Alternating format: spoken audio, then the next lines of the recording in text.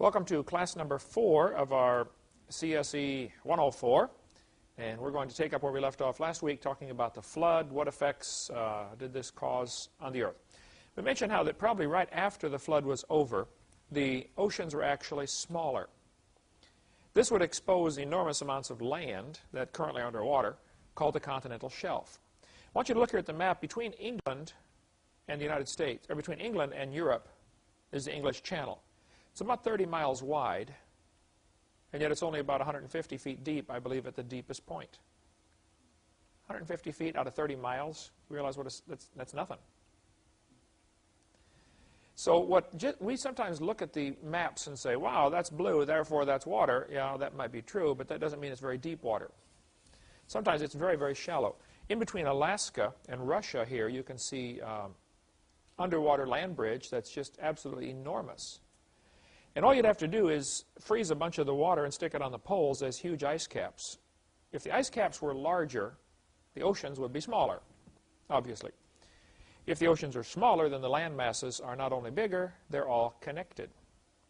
This shows where the land bridge would be if the ocean levels were lower a little bit. So we have two parts to the ocean, basically, or it depends how you want to count it, but we have the continental shelf. Then we have the continental rise, and then the deep part called the abyss. Florida was probably about 1,000 miles wide. If you lowered the water just a few hundred feet, you could almost walk to Cuba. And then from Cuba, you can hop over the creek and go to Mexico. And that ditch between Cuba and Florida may have not existed at all. Let's suppose the oceans were lower after the flood. The Atlantic Ocean is filled in. But the Gulf of Mexico may be totally dry. It may be just a low place. Once the water gets high enough to go over the top, then it'll erode that canyon. So the ditch between Florida and Cuba may actually be an eroded canyon, underwater canyon. There are some enormous canyons. Look up where Boston is and go south to New York and look out into the water. You see some huge canyons. The Hudson Canyon. Can you see that on the map there? There are underwater canyons that are enormous. Well, how did the Hudson River cause that? If the beach line, though, was out a few hundred miles, then the Hudson River would be flowing way out there. And as the river comes up, the old canyon becomes covered up, becomes part of the ocean. And then erosion becomes much more difficult. The Gulf of Mexico is probably real tiny right after the flood. This would be my theory, that the oceans filled in, and the reason we have a continental shelf is because of the ice caps melting back, which we'll get into in a minute. So you can see where New Orleans is there. South of there, you can see the Gulf of Mexico has what's called the Mississippi Cone. There's enormous amounts of mud being washed out there all the time, about 80,000 tons an hour washing into the Gulf of Mexico from the Mississippi River. Well, of course, we covered in seminar part 1 how that this is an indication that the Earth is not billions of years old, because the Gulf of Mexico would have been full of mud. If you ask evolutionists, they'll say, well, there was an ice age 35,000 years ago, and there was another one 100,000 years ago, and they've got like 6 or 8 ice ages. They argue about the number. Ask them, how do you know there was an ice age 80,000 years ago and 30,000 years ago? How did you pick these numbers? They picked those numbers from factors like this. For instance, the erosion rate of Niagara Falls caused them to pick the number for, 30,000 years ago for an ice age. And the filling in of the Gulf of Mexico would cause them to pick the number to say, oh, well, that was because 100,000 years ago there was another ice age. That's why they're getting those numbers, is from these features. When I was in Fairhope, Alabama, which is right on the Pensacola side of Mobile Bay, I asked some of the folks there, I said, how deep is the bay out there? Because there were some people out there going out in boats. They said, well, about the deepest place is about 7 feet. I mean, all the way across that huge body of water, 7 feet deep, this deep. When they have a hurricane, two things happen in a hurricane. There can be a tidal surge where the wind is blowing one direction so much it pushes the whole water pushes up. If we got a big pan of water and blew real hard on one end, we could blow all the water up and make it sloped just from the air pressure. Hurricanes do that. They push water in. It can come up 15 feet or 30 feet even in a tidal surge. But before that happens, if the wind is blowing offshore, you have the opposite effect. There have been several times when Mobile Bay was empty. There was no water in it. Got to figure what they call it. It's not a tidal surge. It's the opposite of a tidal surge, but there's probably a name for it. Same thing with Pensacola Bay. Very, very shallow. Lake Okeechobee down in South Florida. You can see that dot, that huge blue dot there in the central part of South Florida. It's only 6 feet deep. Giant lake, very, very shallow. So it's a little deceptive to look at maps and say, you know, because it's blue, it's water, therefore it's all the same. No, they're definitely not all the same. So why do we have a continental shelf? How did the oceans fill in? Where did all this extra water come from? We're going to cover that here tonight on more about this flood in what I call the Hovind Theory, so nobody else has to take the blame for this. The ice caps would be huge for several hundred years right after the flood. Then they would slowly melt back. There have been cases where they've seen icebergs, you know, break off, then float around for 5 years before they melt. There's been serious consideration of getting icebergs and dragging them down to water, Sahara Desert. The problem is the cost of dragging it down there. Take an awfully big boat and a whole crew of guys and a lot of gasoline, and it's just not worth it. You know, it's cheaper to go raise your crop somewhere else currently. But if the price of food quadrupled, people might look at that a little more seriously. Well, now it's, you know, it's feasible to do. The flood is right here on this timeline. Noah's son Shem, born about 100 years before the flood. After the flood, had a son named and he named him Arphaxad. Arphaxad begat Selah. Selah begat Eber. Notice all of these guys are living over 400 years. Then you get to Peleg, and he only lives 239. What happened in the days of Peleg anyway? Something changed on the earth. So here's my theory. During the last few months of the flood, the unstable plates of the earth, which had been fractured, would shift. I mean, if the earth's crust was cracked up like an eggshell, and these pieces are floating around, someplace tilts up or tilts down or slips up and down, if the thin spots sank down, the water would rush down to fill in the hole, causing Grand Canyon in a few hours on the way, or a few weeks at the most. And also, the other part that lifted up would become the mountain range. Thin spots sink down, other places lift up, like a waterbed. You push down somewhere, someplace else goes up, or a water balloon. The runoff would cause huge canyons in a hurry. The earth today is almost perfectly smooth for its size. The earth, they say, the biggest mountain we know of is Mount Everest, 5 miles tall. Well, on an 8,000-mile Earth, that's 0.0625%. Cue balls have bumps bigger than that. If you shrank the Earth down to the size of a cue ball, it would be smoother and rounder than the cue ball. Even though, you know, Earth has these giant mountains, they're insignificant compared to the size of the Earth. At this distance, you can't even find Mount Everest or the Rocky Mountains. You couldn't find them. This runoff, then, that would cause canyon features to be formed very quickly while the sediments are still soft. You go places out west. I've flown out west many, many times, and I just never tire of looking out the window of the airplane at these huge areas where it almost never rains, and yet it's obvious there's been enormous amounts of erosion here. I think all this stuff probably formed quickly. When I was in is it Lompoc or Lompoc? Lompoc, okay. I didn't stop and ask a local native, but you guys live right by there.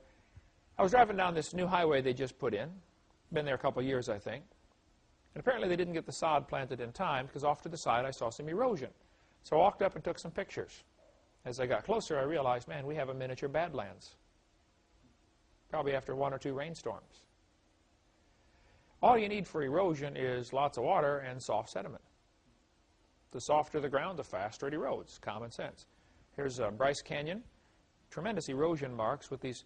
The reason these pillars are sticking up is because there's a hard rock on top.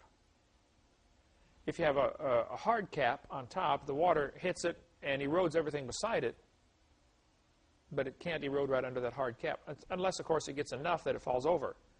You know, did you guys stop in Colorado Springs and see Garden of the Gods on your way back? Have you seen that? My aunt lives there in Colorado Springs. We used to go there a couple times a year as a kid, all my life, you know. been all over those Garden of the Gods, climbing on those rock formations, which very obviously were, I think, from the flood in the days of Noah. The Mississippi River basin is gigantic. This whole purple area drains into the Mississippi River and comes out in New Orleans. And by the way, the Mississippi is trying desperately to change its course again, and they are spending a fortune to make it not change its course. They have giant projects to prevent this from happening. But Chicago is only 600 feet above sea level. 2 football fields. You know, from here to the stop sign, that's the elevation of Chicago. Above Pensacola. Not much. Now, this 600-foot drop the Mississippi River goes through, it takes the Mississippi about 920 miles to drop from the equivalent latitude of Chicago down to New Orleans. So it's going to drop 600 feet in 920 miles. Not much. It's dropping 8 inches every mile. Because the Mississippi is flowing on such almost level ground, drops this far in a mile. Gravity pulling it down. The Mississippi River loops back and forth because of this low gradient, it's called, meandering. If you built a dam across Grand Canyon, of course a giant lake would form. If you could build a dam across the Mississippi, you'd have to cover, you know, probably all the state of Louisiana, be an awfully big dam. But if you built a 600-foot high dam across New Orleans, Chicago would be on the beach from a giant lake that would form. That whole purple area would be underwater. Grand Canyon, as we mentioned, is obviously a breached dam. Textbooks always say it took millions of years to make Grand Canyon. That simply is not true, okay? The top of the canyon is about 4,000 feet higher than where the river enters the canyon. Rivers do not flow uphill. No way that river made that canyon. It had to be formed quickly as a lake overflowed, okay, a spillway. Grand Canyon is a washed-out spillway, basically. And here's the map that they give out at Grand Canyon. If you go there, this is the map they'll give you to get around. The river enters the canyon 2,800 feet above sea level and flows south and then over to the left, to the west. The canyon rim is over 6,900 feet, up to 8,500 feet in places. At that point, the river is only 1,800 feet above sea level. So since the top is higher than the bottom, and the river runs through the bottom, and the top's higher than where the river enters the canyon, and rivers don't flow uphill, then that river did not make that canyon. It's just common sense. There's a picture of Grand Canyon. I just flew over it a couple weeks ago for about my 9th time, I guess. I just never tire of looking at that thing from the air. It's absolutely gorgeous to see. But basically, it's wasted real estate. What can you do with it besides look at it? That's about it, you know. I was in Idaho, and I stopped at a bridge and took a picture of a massive canyon. This little creek at the bottom flows into the Snake River, where Evel Knievel tried to jump across, you know, with his motorcycle. The Snake River, there's the Snake River there. I don't know if that's the place, but near there he tried to jump across with his motorcycle. Stupid. See, the rivers, though, are characteristic. You can tell things about the history of the river a little bit by the shape of the river. This textbook says, flowing through the Grand Canyon, the Colorado River provides a puzzle as to its stage of development. The river shows the wide looping meanders characteristic of an old age river. However, the valley walls are steep and V-shaped, characteristic of a youthful river. How might this apparent conflict of characteristics be explained? See, steep sides indicate it's fast-moving. Looping back and forth indicates it is slow-moving. And they wonder, how did that river make that canyon like that? Well, the river didn't make that canyon. Here's an aerial shot of Mississippi River, looping back and forth. Oftentimes, the loops actually get pinched off, and it flows straight across, leaving the loop behind. So now you got a problem. If on the right side it's Illinois, and on the left side it's Missouri, now a loop gets cut off. Who gets the loop? There's new farmland created. Is it in Missouri on the Illinois side of the river now? Take a close look at a map sometime.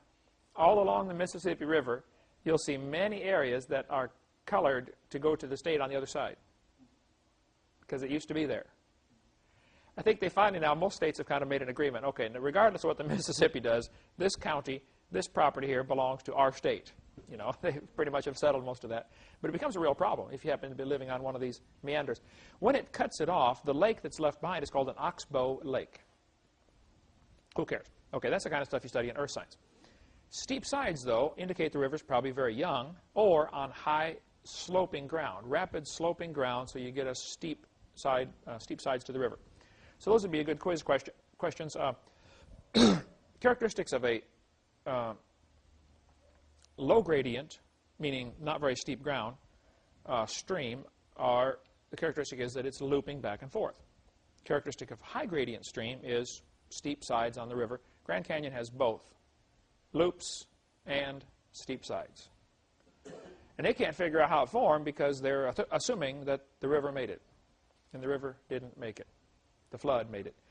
This is from the phenomena of liquefaction we mentioned earlier. You had an earthquake in Japan. When the ground shakes, a lot of the water comes to the surface, and the whole surface of the ground becomes like putty. And the buildings sank in. See the building on the far right with the arrow pointing to it? The top is to the left. It is leaning over 60 degrees. That'll be tough to put the dishes away in the cupboard. Building number 3 there is leaning over pretty good. I mean, how do you fix something like that? Jack it up, right? Liquefaction causes the ground to become like soup. In San Francisco, one of the biggest worries they have is the next big earthquake. It's not going to hurt the folks who built on the mountains as much as those that built on the fill. See, for years, you want more properties expensive out there, so they build a dam, fill it full of dirt, pump all the water out, fill it full of dirt. You have new property. Like in Holland, you know, build a dike, pump all the water out. Well, in Holland, they're building a dike and pumping the water out, exposing new farmland that is below sea level.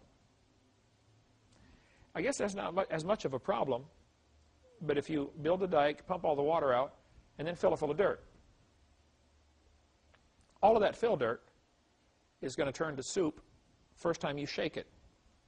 And in San Francisco, they have that problem, and other places, when the dirt just the fill dirt turns to soup and buildings sink right in. Here's the Alaska earthquake, 1964. It shook the ground horribly and split the city of Anchorage just about in half.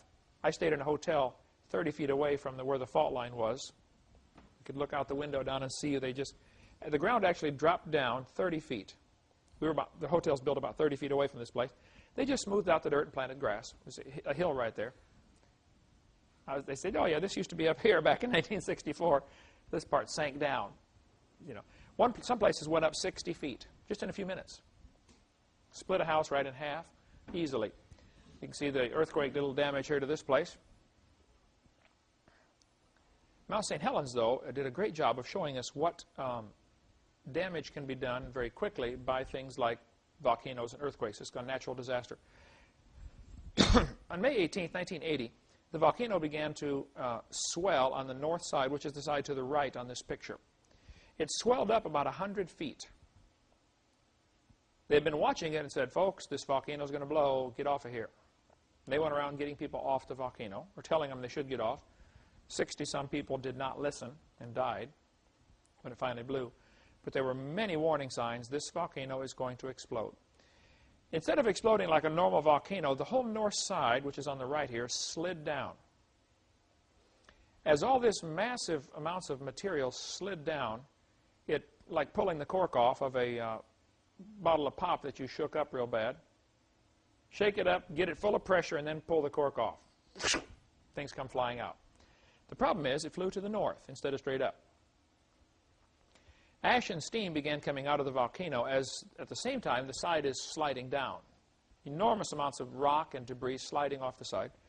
All this mud and rock and everything slid down, and ash began to come flying out. Ash and steam.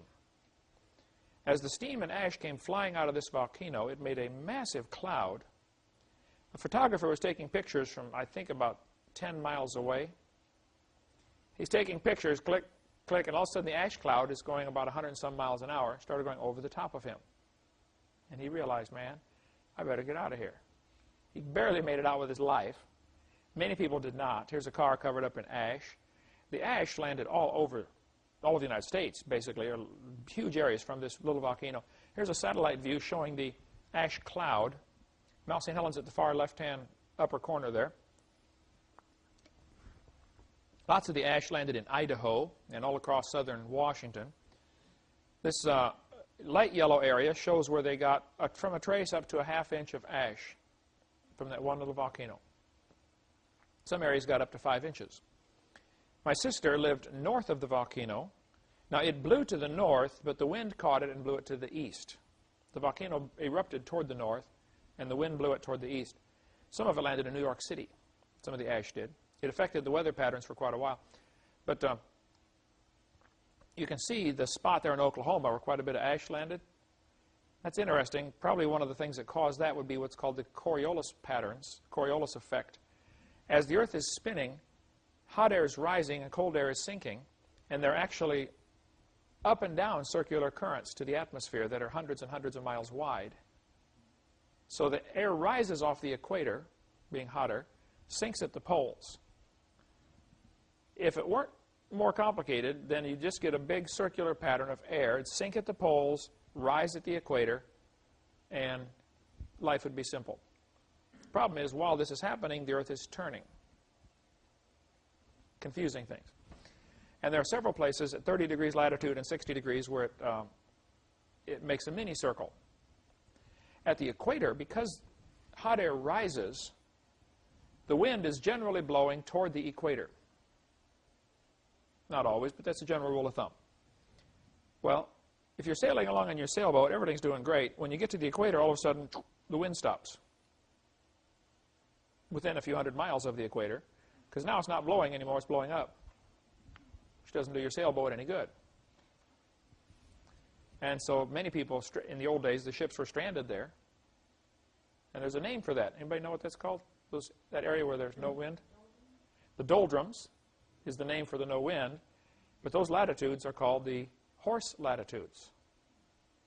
Anybody know why? They were stuck there for so long with no wind, they would be rowing these massive ships. Or they put the little rowboats out there and tie a rope to the big ship. Okay, guys, pull. And they threw horses overboard because, you know, it's going to take them weeks to get through here, and you couldn't afford to feed them. You're going to run out of food for your people. Horse latitudes. Or they ate the horses. Mount St. Helens on the far right here is 1 cubic kilometer of ejecta, it's called. That's the material that was blown out. This would be the ash, lava, etc. Mount Tambora did 80 cubic kilometers. Mount Krakatoa is the, as far as anybody's aware, this would be one of the loudest noises ever on the planet. That volcano is in Indonesia, down near Vietnam. When it erupted in 1883, it blew the entire mountain away. It didn't just blow a hole out, it blew the whole mountain off. It's gone. It made a tidal wave that went across the Indian Ocean. Let me grab the globe here. The tidal wave went across the Indian Ocean 2,000 miles an hour. Volcano erupted here in Indonesia. The tidal wave went all the way across the Indian Ocean and hit this island, Madagascar. A 90-foot tidal wave. People are over here. Absolutely no warning whatsoever. All of a sudden, a 90-foot wave comes in. What's that going to do to the folks that live along the beach? That'll make a problem, right? Killed, I think, 36,000 people on Madagascar. No warning whatsoever. When that happens, that's called a tsunami, T-S-U-nami. Japanese word for big wave, I guess. I don't know what it's for. But there's a misnomer. Some people call it a tidal wave. It's not technically a tidal wave. A tidal wave is caused by the tide, okay? But we call it a tidal wave. Actually, it's a tsunami that's caused by an earthquake or a volcano.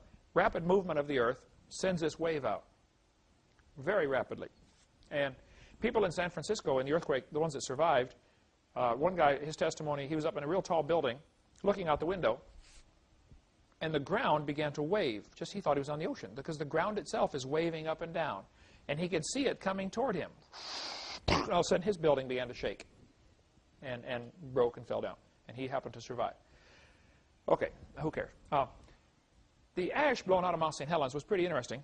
The mud and ash and steam were the big problems from this volcano. Here you can see a picture of a mud slide sliding down the side of the volcano. This rapid mudslide did enormous damage down there. I've been to it a couple of times since it happened. It tore trees up like they were nothing, you know, toothpicks, and boulders and trucks and everything moved down in this mud flow. Here's a semi that got caught in the mud flow. Boss is going to be mad about that, I can tell you right now. Looks like the semi is parked up against a motorhome. The guy came home to visit. I went and visited an A-frame house, which the people just had almost done, ready to move into, and the mud flow came down the river and filled their house halfway full of mud. They just abandoned it. If you ever go to Mount St. Helens, you can stop on the road up there to Mount St. Helens. You can stop and see the A-frame house. It's still there, half full of mud. Probably for sale, cheap. Okay. Here, this picture in the center, you can see Mount St. Helens, crater with lava dome.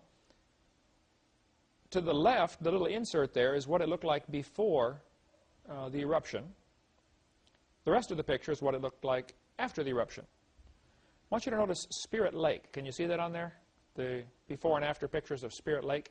It actually raised the entire lake.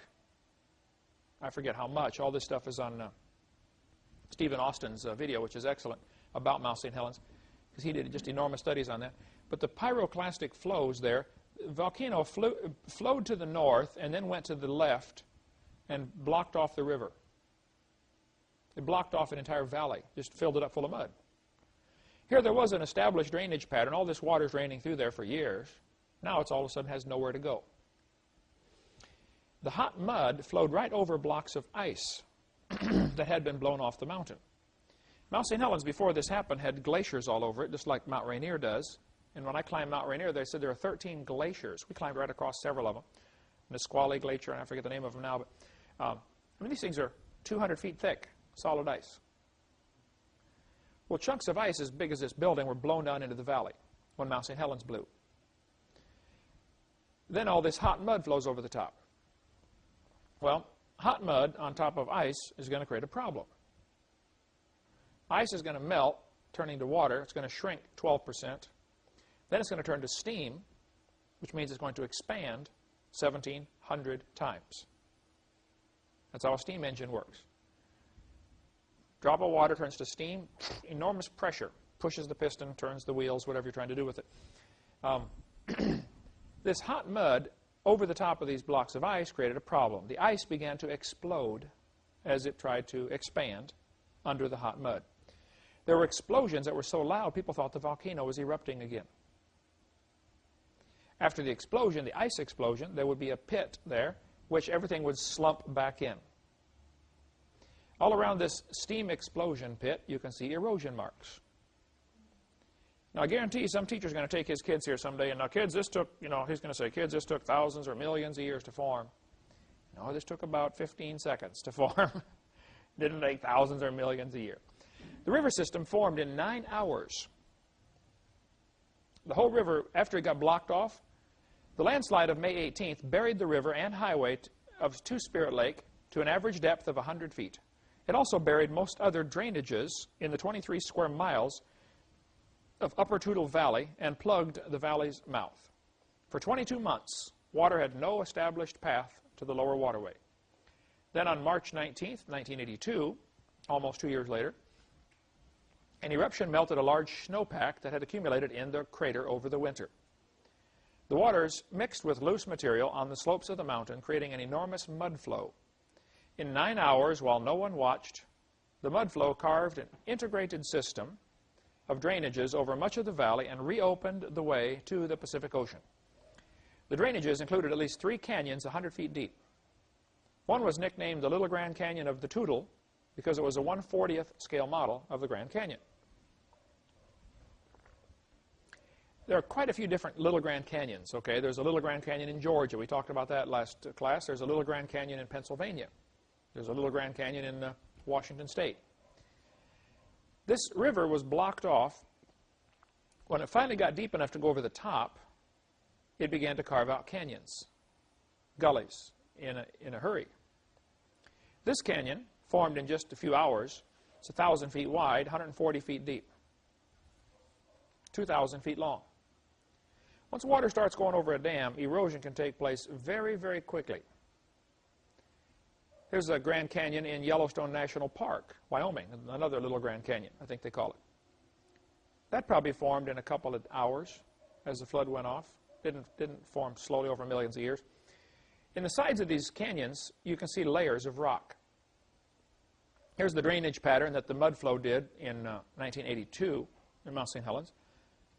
Here's a person standing on the edge looking down into this massive canyon, which formed just in 9 hours. At the bottom, you can see a person down there for scale.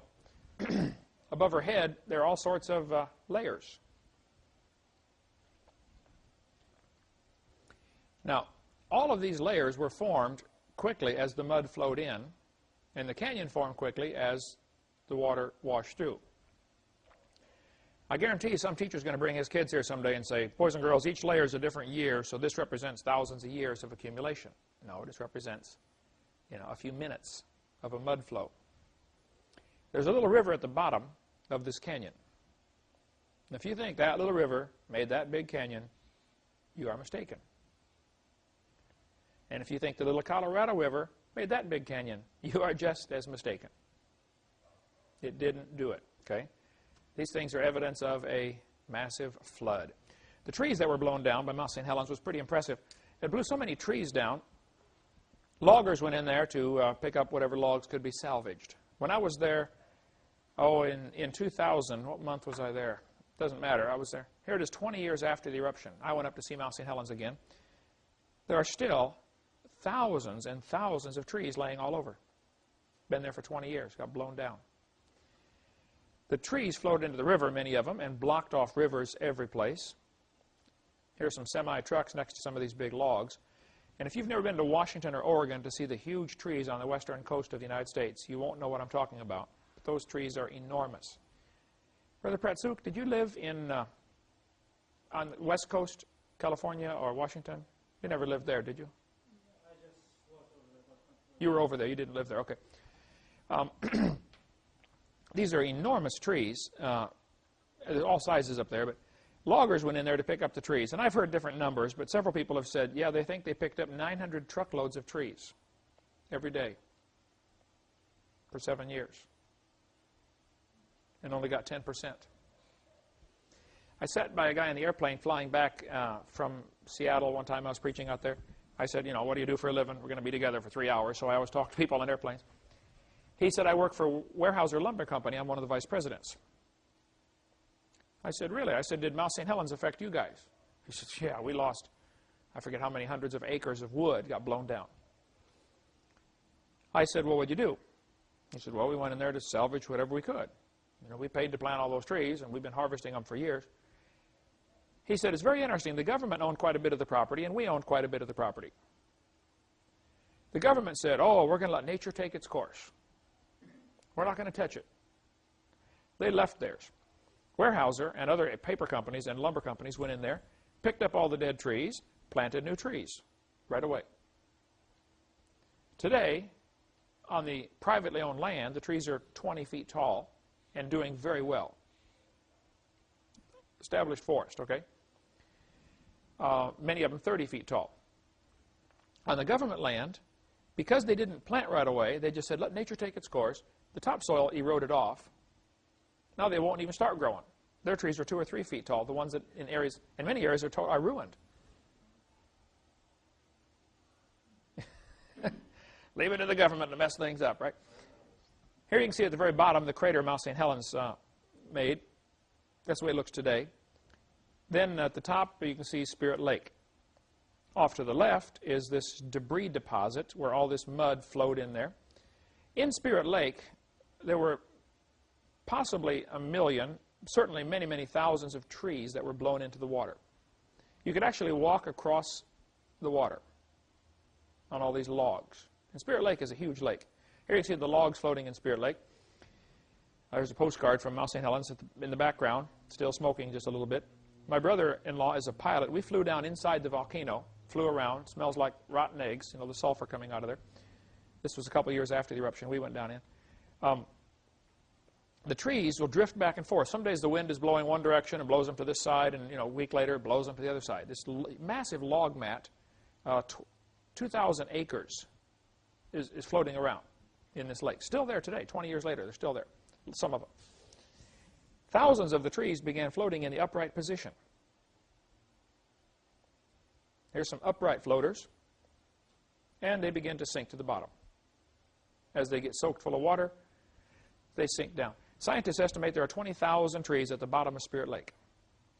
Many of them are already buried 15 feet deep, and they're standing up. None of them grew there. But it looks like they did. Looks like a forest. But there are no roots, just little stubs of roots because the trees was yanked out. After the break, we'll talk a little bit more about the trees in Spirit Lake and try to finish this section on the flood in the days of Noah. Let's take a little break. See you in a minute.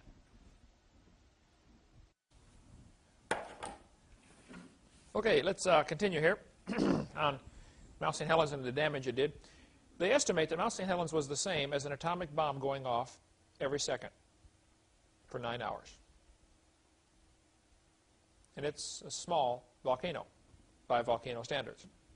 There have been some really big ones since then. Okay, these trees are floating in the bottom, or floating to the bottom of Spirit Lake. They settled out by species, which was very interesting. The Douglas fir trees would settle out the same time. Later, the pine trees would settle out. Very interesting the way they settled, because the wood density would be similar for these different species of trees, and so they would absorb water at roughly the same speed, and so they would settle out in layers. It looks like there was a forest of pine trees.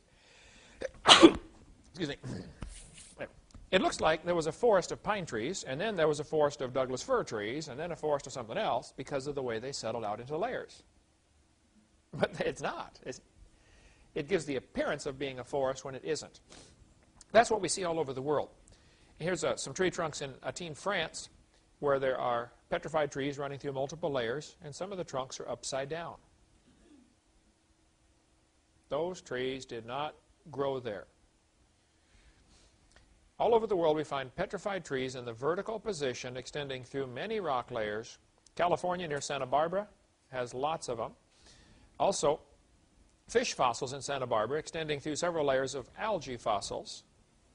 You can read the text there from a Bob Jones Earth Science textbook. Here. You guys were in Santa Barbara. Yeah. Along the beach years ago, there was a large number of petrified trees, vertical, exposed. As soon as they're exposed, the next thing is them to fall off. The beach erodes back a little bit. So they're never exposed forever. I mean, I'm not aware of any. They get exposed and then they fall down and the beach keeps eroding back. But petrified trees standing up are pretty common. We covered that earlier in seminar part 4. Here's some from Joggins, Nova Scotia, where there are scores of them. Here's the St. Helens, France picture. I'm showing many vertical trees running through many different layers of rock. Now, the textbooks are going to say each of those layers is a different age. Here you have proof positive they are not a different age. Some of the trees have root stubs, as if the tree was jerked out, broke all the roots off, and then was redeposited. Exactly what is happening at Mount St. Helens. The standing petrified trees in Yellowstone National Park are very interesting. There's one place, when I was up there, you can see me standing next to one here, one place where there are 27 consecutive layers of petrified of layers containing petrified trees standing up. 27 consecutive layers. The evolutionists have always said, see, these trees average 500 years old apiece because they count the rings, petrified wood. So they'll say, you see, this layer here had to be here for at least 500 years. And then sediments came in, new forest grew on top, and that lasted 500 years. And then sediments came in, and a new layer on top, and you take 500 years times 27, that's more than 6,000. That proves the Bible's wrong. That's their logic. Now, slow down just a minute. What if all of those trees were 500 years old? When the flood came, they all settled out into layers, and this all represents one flood. Now, it doesn't prove the earth is more than 6,000 years old. These are pretty common to find these petrified trees all over. Here's the Specimen Ridge, Yellowstone National Park. 27 consecutive layers. They don't have any roots, or little root stubs maybe, but no complete root systems under these trees. And oftentimes they extend up into layers above it. And you could put 2 and 2 together and go through and find layer 1 and 2 and 3 are connected by this tree. Layer 3, 4, and 5 are connected by another tree. And layer 4, 5, and 6 are connected by another one. By going through and putting the pieces together, you could prove easily all of these layers formed at the same time. If the tree ever falls down, let's say you get a tree petrified, standing up. Years later, the dirt washes away from around it. Now it's going to fall over, right? When it falls over, it's going to break. Petrified forests all over the world are often with trees laying down, and they're broken up into logs. I don't know if you've ever cut down a tree for firewood or not, but when you cut a tree down, it does not break up into logs for you automatically. How many notice that phenomenon when you cut the tree down? Okay, let's see. Can you, under the screen, is that one wrapped in plastic, that big piece of petrified wood? I'm tied into a microphone here, but if you could bring me that one. That was just given to me here 2 days ago, was sent to me. I saw it a few weeks ago. The guy that sent it to me has a letter with it. This is pretty fascinating. I've been wanting to get one of these for my museum. The large one, yes. I know it's pretty heavy. And take that paper. Yeah, the letter too. Yes, sir. He said, Brother Hovind, I have some petrified wood that has chop marks on the end of it. This tree was chopped down. I said, man, I would love to get one for my museum. And you can see, looking on the end of this log, here's the letter the guy sent me about the petrified log. Thank you, sir. Where it was chopped down with the hatchet marks on the end. There's another one down there on the floor. This wood, he's got the story here. This site was harvested in the 1950s. From 1958 to 59, and this is apparently a log that got left behind and happened to get covered up with mud and petrified in less than 30 years. He said they replanted it with pine because they had harvested the hardwood, oaks and stuff like that. They replanted it with pine.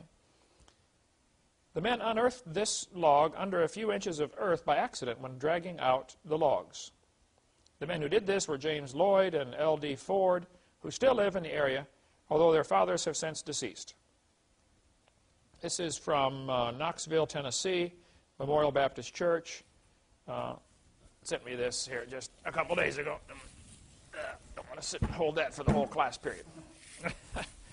So that's one of the strange things we get around here. This is from Bob Easley in McDonald, Tennessee. If you don't believe me, his phone number is 865, can't read it here, 573-8061. Call him a liar if you'd like, but he was there, you were not. Okay. These petrified forests are pretty common. I've been to many petrified forests, one in Florida, Mississippi, all over Arizona, Texas, has mountains of petrified wood. Petrified wood, I think, happened because of the flood. Had to be buried relatively quickly in order to petrify before it had time to rot. This picture shows a couple scuba divers getting ready to go scuba diving under the log mat floating in Mount St Helens, in the river, in the lake there, Spirit Lake. You can see the tops of their heads at the bottom of the picture there. They're going to go scuba diving under these logs. They notice, of course, the logs are floating back and forth in the lake, rubbing against each other, which is going to do what? Take the bark off. Exactly right. At the bottom of Spirit Lake, when they went down there, there was a layer of bark 3 feet deep. 3-foot thick layer of bark. How'd that get there? From the trees that were floating over the top, right? Coal can form in just a few hours. There's an article in Chemical Technology in 1972 about how to form coal in a few hours.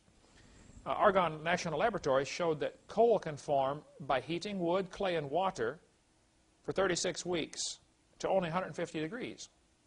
If you get higher temperatures, it forms faster.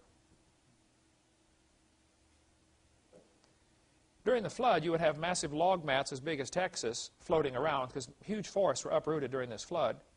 They'd float around for months. As they floated across the ocean, it would leave a debris trail behind it. Sticks, leaves, limbs, logs, bark. That debris trail is going to turn into coal. Coal is almost always found in layers, best explained as being a sedimentary deposit put down during the time of the flood in the days of Noah. This picture from a textbook, or from Reader's Digest here, is what is called karst topography. On the left, you can see the caves form in limestone. The earth does have many layers. That's not the question. The question is, how did it get that way? And I think the flood is the best explanation.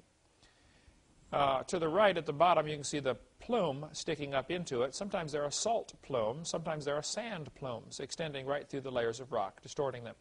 And you get into all that in earth science class, which is fascinating. I debated a lady, I debated a woman named Dr. Eugenia Scott, who is the president of the National Center for Science Education. Watch that name, because they're the ones who, they were founded by Carnegie back 100 years ago, I think. Their purpose is to keep creation out of schools. That's why they exist. During the debate, she said to me, she said, Dr. Hovind, there are 80 separate layers of coal in the Midwest. She's right. She said, if you look at the amount of coal in the world, the entire biomass of the world today could not be converted to that much fossil fuel. She's right again. What she's saying is here, there is so much coal in the ground, there aren't enough trees today to make that same amount of coal. Take every tree and bush in the world, smash it, you can't make the coal we have. Okay, what's your point? She said, see, this proves there had to have been an enormous amount of time involved in the laying down of the coal seams. Now, where's the flaw in her logic? Trees were bigger before the flood. A lot more of them. Knocked down by the flood. One more really major factor. How many trees are growing now in the Pacific Ocean? More land mass, sure. More land area, you get more forests. Period. Yeah, no polar caps, no deserts. You know, a lot more area, land area to support this kind of thing. Creation Magazine had an article in 1997 about coal seams. They're drilling down, they hit a seam of coal, they dig the coal out, dig down through some more rock, find some more coal. And they'll say, oh yeah, this one is millions of years older than this one. As they're mining this coal, they found out they come together. Now, what does that say? Formed at the same time, right? The area in between the two coal seams would be called a lens. You can get an ice lens, you can get a rock lens, you can get a coal lens. It's an area of, you know, like a lens of for your glasses or something like that. The branching coal seams prove those layers formed all simultaneously. Here's Dr. Don McDonald, a friend of mine from Troy State University, and here's his phone number. That's him standing there to the left, next to a petrified tree standing up, running out of a seam of coal, through, I think, 20 feet of rock, into another seam of coal up above. Tell me those layers formed millions of years apart. They form rapidly. Here, straight above this hammer, you can see a branching coal seam, a small one. Oftentimes, coal is in real tiny seams, and it's still coal, but it's just not worth going after. Too expensive, not enough there to get. They look at the factors, you know, how much is there? In Wyoming, there's a place where it's 200 feet thick. I just read last week, I didn't document it yet, I'm going to check it out, but I'll verify it before I put it in my seminar permanently, but that they found a coal seam 500 feet thick. Solid coal. That's a lot of coal. Sometimes in coal, strange artifacts are found. This is a bell found inside a lump of coal. Newt Anderson found it. I called him. There's his phone number back in '98. I talked to him again 2 months ago. He's got this thing sitting on his desk. Here he was about 12 years old or something back in West Virginia. He breaks open a lump of coal, and there's a bell inside. There's a strange little thing on top, some kind of deity, it looks like. Who knows, you know? Yeah. Don't know what it is. This zinc and silver vessel was found in solid rock, supposed to be 600 million years old. No, this is pre-flood, not pre-Cambrian. What appears to be a spark plug was found encased in solid rock. This was in California. From Reader's Digest, Mysteries Unexplained. In Alancha, California, in Owens Lake, they found what looked like a geode. When they broke it open, it looked like a spark plug inside. So they x-rayed it. There's the x-ray of this geode. Let's just read this here. What appeared to be a standard geode was picked up near Alancha, California. Fossil shells encrusting its surface are at least 500,000 years old. Yeah, right. This artifact came to me, object came to be known as a Coso artifact. Coso. The names of the people who found the artifact were Mike Sull, whoever they are, okay? They found it in 1961 on a mountain peak, 4,300 feet high, 340 feet above the dry Owens Lake.